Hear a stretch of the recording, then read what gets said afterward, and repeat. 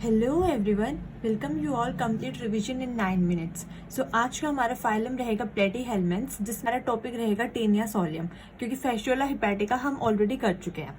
सो Taenia solium में दो type की मेजर स्पीशीज होती है, टेनिया साजिनाटा एंड टेनिया सोलियम।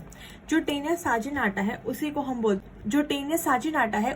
बोलते हैं बीफ वर्म, एंड जो टेनिया सोलियम है उसी को हम बोलते हैं पॉक टेप वर्म।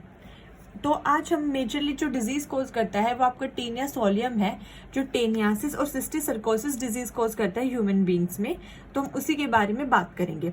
ये एक डायजेनेटिक होस्ट है, डायजेनेटिक पैरासाइट है। स्टिल ये अपनी जो लाइफ साइकिल है, क्योंकि वो मैन और पिग दोनों में कंप्लीट करता है, लेकिन ये सेल्फ फर्टिलाइजेशन करता है, क्योंकि इसका ये जो टेप वर्म होता है इसमें जो है प्रोग्लोटिड्स प्रेजेंट होते हैं।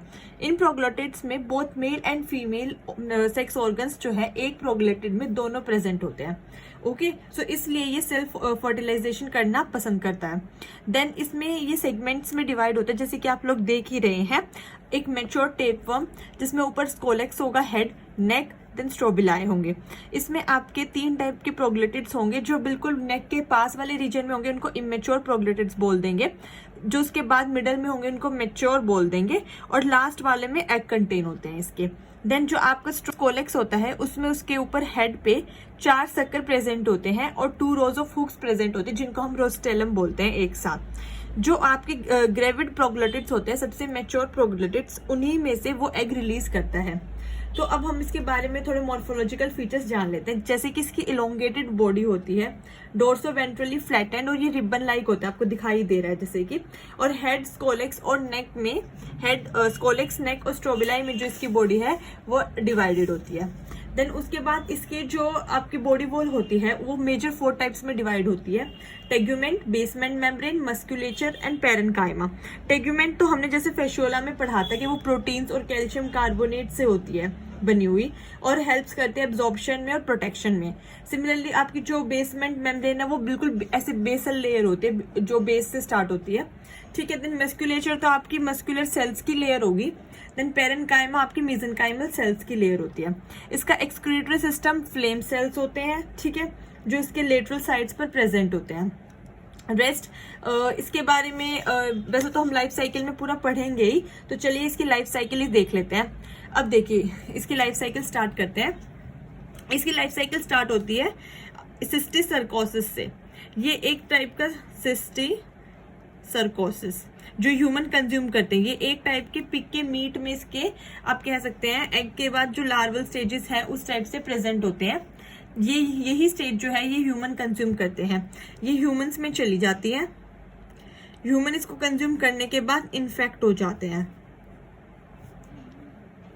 तो जब जैसे ये ह्यूमन की फूड पाइप से ह्यूमन की बॉडी में जाती है तो ह्यूमन इसको कंज्यूम कर लेते हैं। उसके बाद ये ह्यूमन के स्टमक से होते हुए, लेवर से होते हुए इंटेस्टाइन में चली जाती है, जहां पे ये अपना इन्फेक्शन कोज करती है और इसमें फर्दर मोल्टिंग्स टेक प्लेस करती है। सो ये इस तरीके से ह्यूमन की बॉडी में चली जाती है, जहां पे ये इनिशियली क्या होता है कि ये जो अभी तो cysticercosis, this is the larval stage. So यहाँ पे जब ये ह्यूमन की बॉडी में एंटर करता है तो ये इसी फॉर्म में एंटर करता है, लेकिन बाद में ये अपने ऊपर एक कवरिंग जनरेट कर लेता है इनवेजिनेशन के थ्रू, दिस लाइक दिस। सो ये कवरिंग जनरेट कर ली इसने। इसको अभी ये सिस्टिसर्कस ही बोलते हैं हम इसको, सिस्टिसर्कस या ब्लैडर वॉर्म। बाद में ई वेजिनेशन से ये इस तरीके से खुद का एक ही लूप प्रोटेक्टिव कवरिंग जनरेट करके खुद को मेटामॉर्फ्स करने लग जाता है। देन ये बाद में इस एक हुक लाइक डेवलप कर लेता है, क्योंकि इसको हमारे इंटेस्टाइन में अटैच होना था। This is like a hook. तो ये क्या हो जाएगा, एक सकर, यहाँ पे ये अपने सकर्स डेवलप करेगा और हमारे इंटेस्टाइन में अटैच हो जाएगा ऐसे एडल्ट होने के बाद। This is the adult tapeworm. ये हमारे इंटेस्टाइन में जाके अटैच हो जाता है। अब ह्यूमन में जब ये बाद में इंटेस्टाइन से बाहर आ जाता है लार्वल फॉर्म से, ये एग्स ऐसे ट्रेवल करके तो ये फीसिस के थ्रू ह्यूमन की बॉडी से आउट चले जाते हैं। देन उसके बाद हमारे ही मीट के ऊपर जो पिग है वो फीड करता है। Let me draw the pig.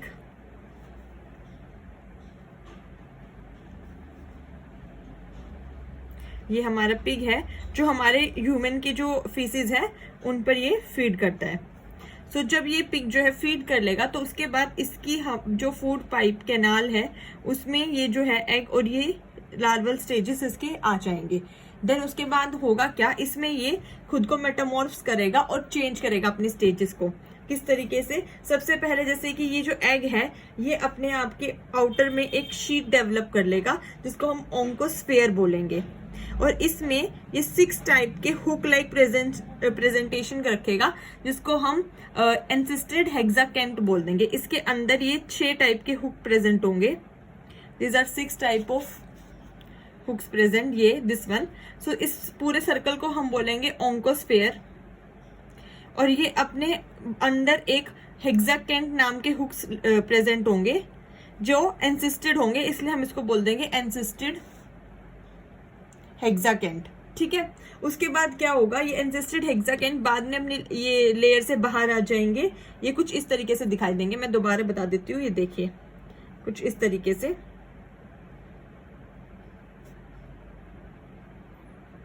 एंसिस्टेड हेक्साकेंट्स। Then ये हुक्स होंगे बेसिकली, और अब ये एंसिस्ट को तोड़ चुका है तो अब ये खाली रह गया हेक्साकेंट। उसके बाद ये पिग की जो मसल है, यहाँ पे मसल्स, ये स्टेज आपकी यहाँ पर हो रही है तो ये पिग के दोबारा मसल में चले जाएंगे।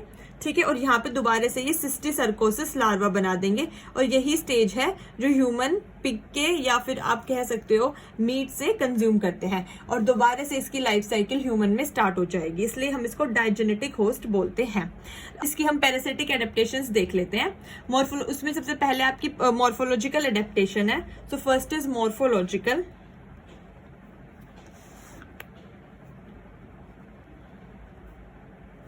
इसमें क्या होगा, ये मैंने अभी आपको बताया था, ये फ्लैटर्न्ड होता है, रिबन लाइक प्रोजेक्शन है इसकी। ठीक है, आप इसके बाद इसके फिगर से डिस्क्रिप्शन दे दीजिएगा कि जैसे इसमें रोस्टेलम है, हुक्स प्रेजेंट हैं, सक्कर्स हैं, और ये हर्मेफ्रोडाइट है, मतलब मेल एंड फीमेल ऑर्गन्स इसमें हर एक सेगमेंट में एक साथ प्रेजेंट होते हैं। ठीक है, देन हम इसकी एनाटॉमिकल देख लेते हैं। उसमें इसके ऊपर थिक, जो मैंने अभी आपको बताया था, क्यूटिकल है, बेसमेंट मेम्ब्रेन है, ये सब प्रेजेंट होते हैं। ठीक है, और इसमें इनसॉल्युबल प्रोटीन्स प्रेजेंट है, में एनाटॉमिक थिक है, क्यूटिकल है, इनसॉल्युबल प्रोटीन्स प्रेजेंट है। ठीक है, और इसमें एब्सेंस ऑफ एलिमेंट्री कैनाल, इसमें एलिमेंट्री कैनाल नहीं होती है, एलिमेंट्री कैनाल नहीं होती है। ठीक है, इसका जो एक्सक्रीटरी सिस्टम है वो ऑस्मो रेगुलेशन से होता है, और एनारोबिक रेस्पिरेशन करता है, ये एनारोबिक रेस्पिरेशन। साथ में जो इसका एक्सक्रीटरी सिस्टम है that is by osmo regulation. उसके बाद हम इसके फिजियोलॉजिकल फीचर्स देख लेते हैं। इसमें आपको ये बताना है कि ये सिक्रीट करता है anti enzymes against host digestive enzyme.